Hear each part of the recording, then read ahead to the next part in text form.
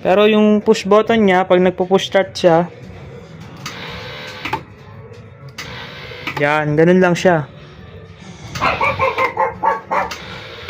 Yan mga boss amo. Ito yung tunog niya oh. Yan, kung naririnig nyo yung tunog na yun, yan lang yung nangyayari sa kanya pag nagpo-push start. Ulitin ko ah. Yan. So, ganun lang yung nangyayari sa kanya. Hindi siya re-redondo. Kahit yung starter, hindi nagre-redondo. Pero, meron siyang tunog na ganyan, oh. Yan. Yan yung alamin natin, mga boss, kung bakit hindi siya nagpo-push start.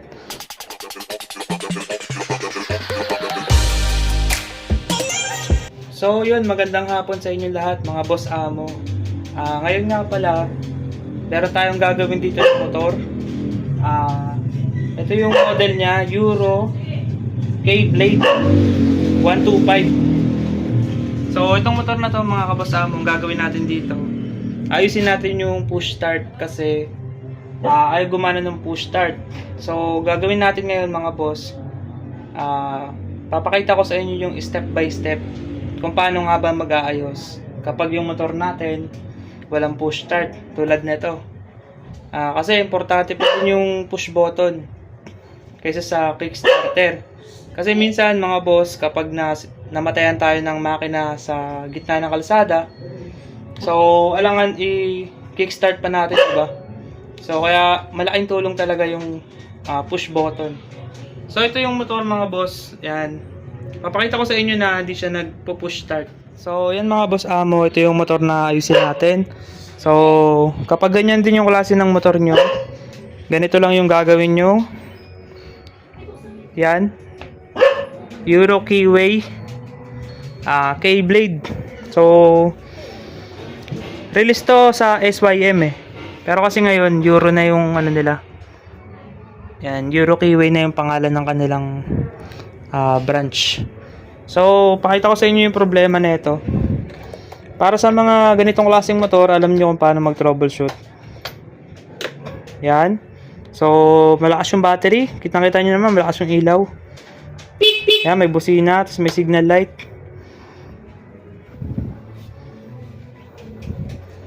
Yan, meron siyang signal light, busina. May ilaw din siya. Yun ang lakas. Pero yung push button niya, pag nagpo-push start siya, yan, ganun lang siya. Yan mga boss amo. Ito yung tunog niya oh. Yan, kung naririnig nyo yung tunog na yun, yan lang yung nangyayari sa kanya pag nagpo-push start. Ulitin ko ah. Yan. So ganun lang yung nangyayari sa kanya. Hindi siya re-redondo. Kahit yung starter, hindi nagre-redondo. Pero meron siyang tunog na ganyan oh. Yan. Yan yung alamin natin mga boss kung bakit hindi siya nagpo-push start. Step by step yung gagawin natin dito. So kasi dapat ang chine-check muna is etong, ako kasi pag nagche-check ako, ito inuuna ko yung pinaka push button.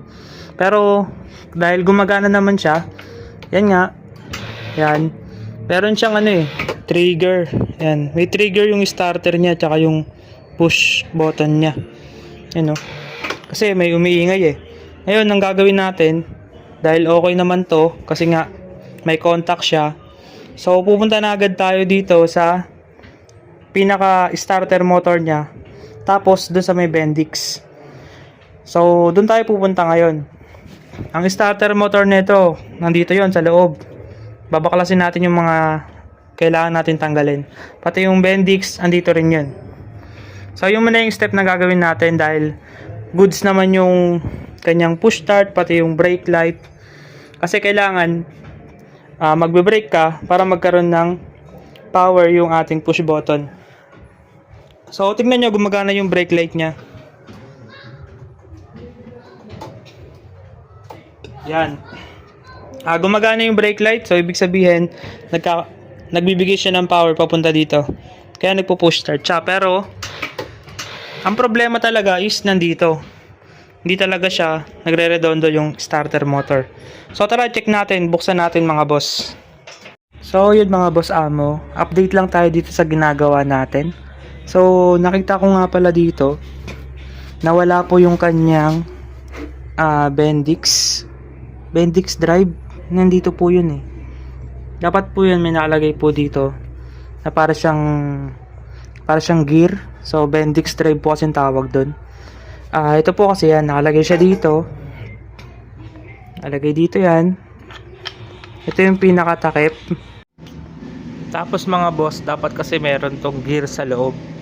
Pero kung mapapansin nyo, wala tayong nakita ditong Bendix drive. So siguro tinanggal nung dating gumawa kasi ilang beses na rin siyang pinagawa sa mga ibang mekaniko. Sabi nga, may nabanggit nga yung nagpagawa sa akin na may tinanggal daw sila. So ito pala yung tinanggal nila, yung Bendix drive, kaya pala hindi nagpo-push start yung motor. So dapat kasi yan, meron talaga dyan. So check rin natin yung battery, papakita ko sa inyo na malakas yung battery niya. Yan mga boss. So ito mga boss yung battery niya. So papakita ko sa inyo na malakas yung battery. Ito muna gagamitin natin kasi nakalimutan ko yung tester ko. So ito kasi, itong charger na to, nakikita rin yung kanyang voltage. So yan mga boss amo, mapapansin nyo, meron pa siyang 11.8. Yan, hindi pa siya lobat. Tapos napapansin ko rin dito sa battery niya, yan, meron siyang mga umido. Dahil nababasa kasi ito mga boss amo eh. Kapag nasa footboard yung battery, ito yung nagiging issue. Pag kasi may umido yung battery, hindi niya masyadong matransfer yung 12 volts papunta sa starter natin. Kaya hirap mag-start. So gagawin natin, pupush start natin, tapos check natin kung gumagana yung kanyang starter motor. So dapat pag nag-push start tayo dito, iikot dapat yung starter motor niya. Try natin mga boss.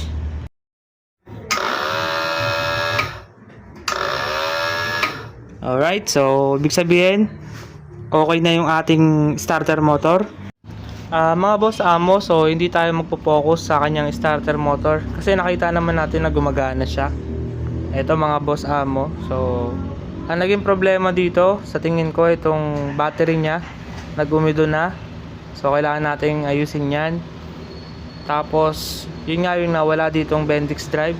So hanapin muna natin yun, baka naitabi ng customer natin. Tapos balikan ko kayo. So yan mga boss amo, eto mga boss, nakita nung customer yung Bendix drive na binaklas dati nung gumawa. Kaya eto mga boss amo, tatry muna natin to isalpak kasi wala tayong dalang parts. Di bali may part 2 pa tong video na to. Eto mga boss amo yung ating Bendix drive. So eto, sira na siya mga boss amo kasi kung mapapansin nyo, yung mga gear may mga tama na din siya.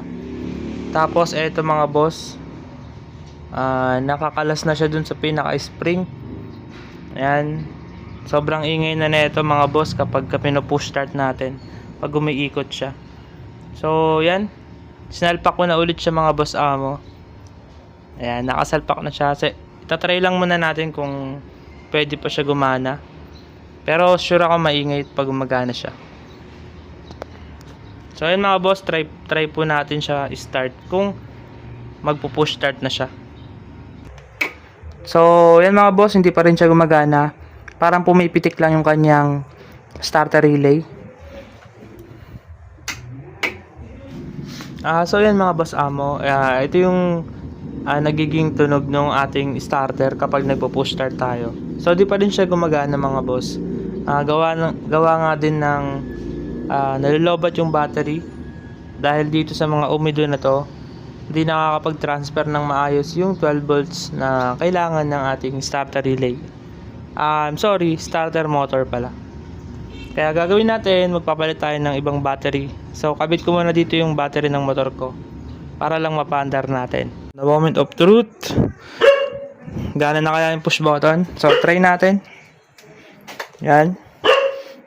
Lakas ng battery. Start natin mga boss am. Yun. Gumana na siya. Yan, gumana na siya mga boss. Kasi mahirap daw dito. Mahirap padyakan kapag namatayan ka sa gitna ng kalsada. Tapos syempre kailangan masakit din sa paa pag lagi nagki-kickstart, lalo pag scooter. Minsan mahirap sipaan. Kaya pinaayos yung push start. So try ulit natin. Yan. Testing ulit natin. Push button.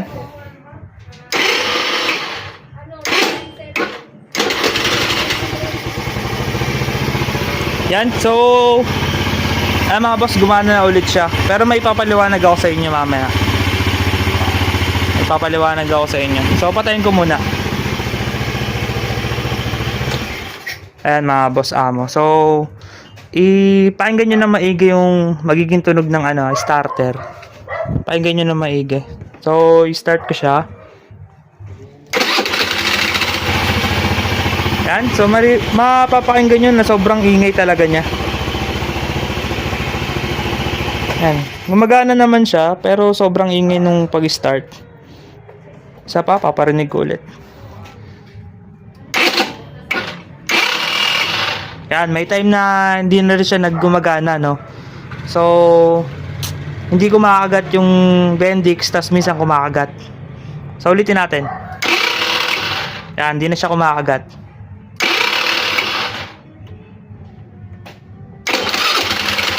Yan. Tapos may time na kumakagat siya. So, pag ganun mga boss amo, isa lang ang papalitan natin dito. Yung kanina na pinakita ko sa inyo, yung wala dito. So, wala natin palitan yon. Pero, sa ngayon kasi, wala na tayong mabibilan dahil gabi na. Tayo mabibilan ng pyesa. Tsaka, mahirap din siya maghanap ng parts din sa malabas. Sa mga motor shop. Yung iba, wala rin silang stock eh. So, mangyari dito, order muna tayo sa online. Then, pag dumating, tsaka ulit natin siya isasalpak. Para lagi na siyang gumagana na yung push button. Kasi dito minsan, sumasablay siya. Gawa nga nung pinakita ko sa inyo kanina na Bendix drive, meron na rin siyang bungi. Kung mapapansin nyo, may tama na yung gear. So, dapat kasi yon wala siyang tama. Dapat maayos yung gear, yung mga ngipin. Dapat buo talaga lahat. Yung kanina kasi napansin ko may tama na. Pero kasi trinay lang din naman natin. Okay, so yan, last try natin. Yan. So may pagkakataon na kumakagat agad. Pero meron din naman mga time na hindi siya kumakagat. So yun lang naman ang magiging problema nito. Yan, yung Bendix drive. Pero sa ngayon, sasalpak na natin yan. At least napagana na natin yung push start niya, 'di ba? So yun lang mga boss amo, siguro dito na napuputulin yung vlog natin. So gagawin ko na lang ng part 2 pag papalitan na natin siya ng Bendix drive. Pero at least alam niyo na yung step by step na troubleshooting kapag walang push start yung motor. So napakita ko naman sa inyo ng maayos. So hindi ko siya kinat. Wala akong kinat na video. Pinaliwanag ko step by step yung mga titignan nyo. Pero yun nga, yung diskarte ko is kasi kung i-check mo pa to push start, para sa akin okay naman. Mag-aaksaya ka lang ng oras. Kaya ginawa ko, nag-shortcut na agad ako dito. Pero at least sinabi ko sa inyo na ang una nyong ito-trouble lagi yung itong push button tsaka yung brake light. Pero since okay naman siya, kumakagat siya, then nagkakaroon ng trigger, nagki-click yung relay, kaya rumekta agad tayo dito sa baba. Yan. So yun nga, nakita natin na wala siyang Bendix drive, kaya kinabit natin yung stock. Pero sira na rin pala yung stock, minsan kumakagat, minsan hindi. Pero yun lang mga boss Amoy, ganun lang ang simple yung pag-troubleshoot ng walang push button. So may gagawin pa kasi ako dito, kaya medyo bibilisan ko na. Papalitan ko pa siya ng 4-pin CDI, battery operated. So yun lang, sana may natutunan kayo sa vlog na to mga boss. Don't forget to like, share, and subscribe. So sa Facebook, follow nyo rin yung page natin. Ayun mga boss Abo, so maraming salamat ulit sa lahat ng nanonood. Like, share, and subscribe. So thank you. At yun, okay na ulit. So try ulit natin.